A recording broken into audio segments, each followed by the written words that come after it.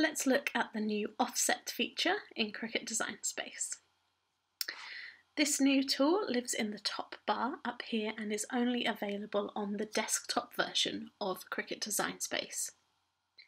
This allows you to create bubbles, or shadows, an offset look to various different projects.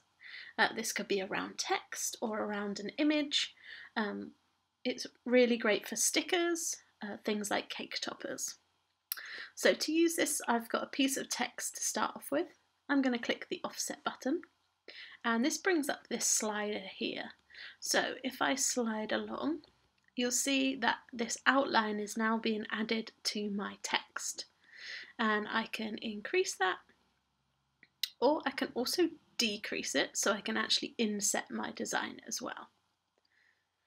You can also change between a hard edge and a soft edge.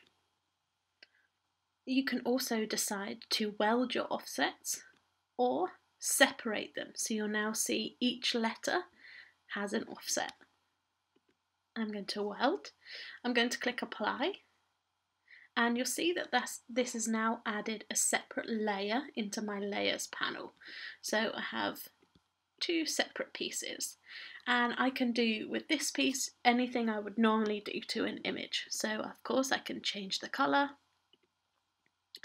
and of course I could change it to be a different operation type as well if I wanted to. Now you don't have to just do this once, you could create multiple offsets. It will remember the last one you did. So we can go a little bit bigger, click apply, and if we send that to back, you'll see there we've now created another level. This also works with images, or more fancy text. So again, we could offset. We could go super close. Click apply, and you'll see we've now got a background for our image.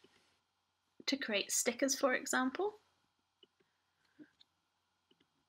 we could offset again, click the apply button, and then change this to white, and we've now got a lovely outline around our sticker. Another cool way to use this if you're a paper crafter or a sewer and you perhaps want to create margins or borders around your work. If you're a paper crafter and you want to layer things up, you can use the inset, so go the other way, click apply, and you'll see we've now created a shape perfectly in line with our larger shape so that we've got those two pieces. Or of course, you could change this to the pen to draw that margin on your fabric, for example. I can't wait to see what you get up to with the new offset tool.